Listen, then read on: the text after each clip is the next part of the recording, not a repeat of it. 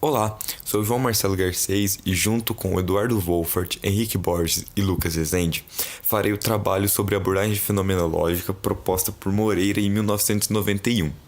A princípio, o autor tem a necessidade de mostrar alguns antecedentes gerais antes do leitor ter contato com a pesquisa de fato, como por exemplo, como a educação física escolar era mecanicista, alguns problemas de certa forma inadmissíveis, como as aulas serem dependentes de condições climáticas favoráveis, e também a questão das aulas serem basicamente práticas e não ter uma base teórica por trás. Além disso, ele procura estabelecer alguns parâmetros gerais, como por exemplo, ele fala que a sua pesquisa procura uma reflexão filosófica para fugir, de certa forma, do academicismo e do empirismo, para fugir de algo que se afaste do âmbito escolar. Além disso, ele também aborda que a ciência não é nada imutável, que a ciência tem que levar em conta o ponto de vista do observador e do experimentador, e que nem tudo e que não a ciência não é exata de fato. Portanto, ele mesmo fala que a sua pesquisa não tem como objetivo chegar a algum resultado concludente ou exato.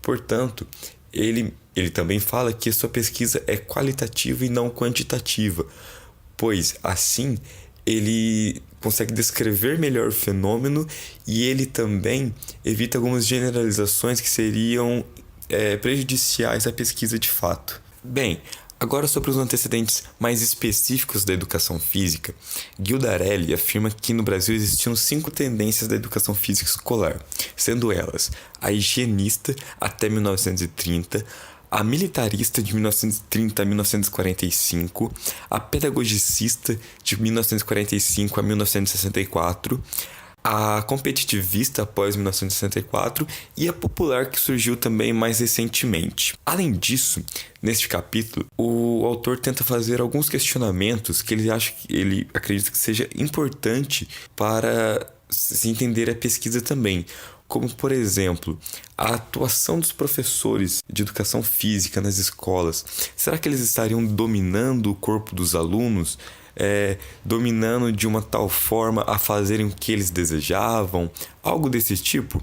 Alguns outros questionamentos importantes também que será se o professor ou as aulas de educação física não estavam preocupadas demais com resultados específicos do que com a diversão?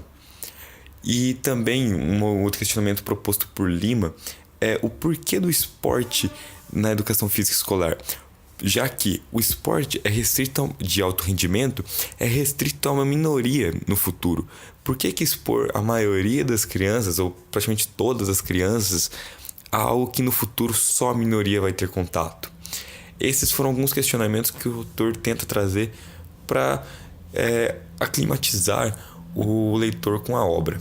Bem, já na segunda parte do livro, no segundo capítulo, o autor diz que a pesquisa está calcada numa abordagem científica qualitativa que busca analisar a atuação de um profissional que trabalha com o corpo.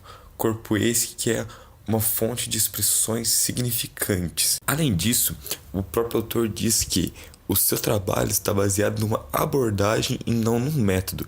Ou seja, a abordagem ela traz o ponto de vista do pesquisador no bojo dessa pesquisa junto. Sendo que, entre outras intenções, um dos objetivos dessa pesquisa era resgatar a importância do mundo vivido para a psicologia também. Além disso, o autor cita também que, segundo Merleau-Ponty, o alvo da fenomenologia é descrever o objeto, as coisas, e não necessariamente explicar elas como uma realidade em si. Ainda nesse capítulo, o autor explica o motivo dele refutar o trabalho factual. Nesse caso, é porque o trabalho factual permite um certo controle sobre o objeto de estudo e repetições de métodos, enquanto ele considera o ser humano como único e cada experiência única. Portanto, repetições não necessariamente seriam iguais. Segundo Martins, fenômeno é tudo aquilo que se mostra na sua clareza, na sua luminosidade diante de um questionamento. Portanto, é mais que uma simples descrição objetiva das coisas, é algo bem mais subjetivo e bem mais aprofundado sobre o objeto que está sendo analisado. Para estudar um pouco mais sobre esse fenômeno, foi feita uma pesquisa para desvelar a ação do professor de educação física na escola, pois para o autor, a experiência do mundo vivido é mais fundamental que a experiência do mundo científico. Ou seja, a pesquisa prática se torna ainda mais importante do que a pesquisa teórica. Como local de realização dessa pesquisa, foi selecionada a rede oficial de ensino da cidade de Piracicaba. A seleção foi feita da seguinte maneira: 49 professores foram convidados a fazerem a pesquisa e a atuar em cursos oferecidos pelo pesquisador. Logo de cara, 10 já não aceitaram realizar a pesquisa, alegando falta de tempo ou falta de interesse. Portanto, restaram 39 professores, 16 homens e 23 mulheres, sendo que desses 16 homens, apenas 5 não possuíam outra atividade além do magistério estadual. E dessas 23 mulheres, 14 se dedicam profissionalmente apenas às aulas de educação física escolar. Bem, no resultado da pesquisa foi analisado 4 professores, sendo que eles apresentavam resquícios do período militar da educação física, ou seja, todos eles visavam um movimento perfeito, visavam também ações de higiene como escovar os dentes na escola, ensinar como escová-los, ter uniforme bem limpo. E dentre esses 4, 2 apresentavam que se você não tivesse o uniforme limpo e adequadamente vestido, você nem poderia fazer atividade física. Destacou-se também que a 4ª professora, ela por ter um caráter mais carinhoso, ela tinha uma maior intimidade, digamos assim, com seus alunos. Ou seja, seus alunos eles se sentiam mais confortáveis. Então, todo mundo fazia prática da atividade física. Porém, ela também pegava um pouco no pé na questão do exercício perfeito.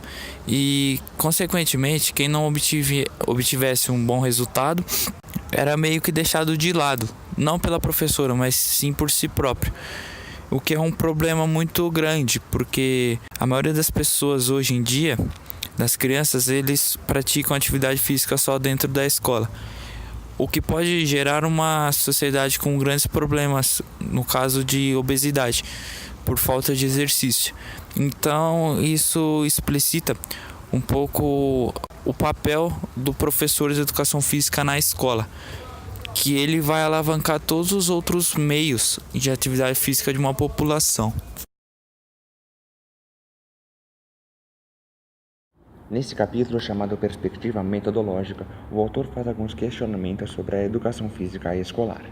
Primeiro, questões da forma e do ritmo. A formação profissional em educação física é realizada em série, lançando no mercado de trabalho um padrão único de comportamento. Preocupa-se porque esses comportamentos exigidos na formação, hoje o professor cobra de seus alunos. O resultado é a falta de interesse de legitimar. Segundo, questão do esporte de alto rendimento. Incentiva-se nas escolas uma prática esportiva com espírito competitivo.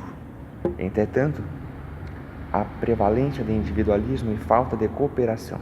Embora incentiva-se a vitória, incentiva-se também a ideia de tirar vantagem do mais fraco. Terceiro, questão do corpo. Preocupa-se em uma educação física onde o corpo do aluno é visto como objeto a ser manipulado. Incentiva-se a exploração dos menos aptos e até ocorre desprezo aos corpos não atléticos. Quarto, questões das ausências de prazer e ludicidade. O profissional demonstra-se como uma falta de prazer e ludicidade em exercer a sua profissão. Ocorre uma relação impessoal e de distanciamento professor-aluno. E por último, questão.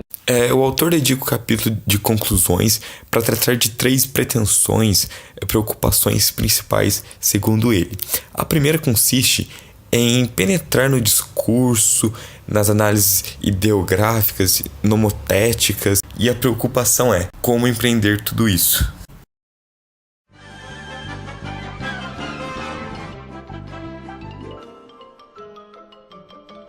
Isso é tudo, pessoal.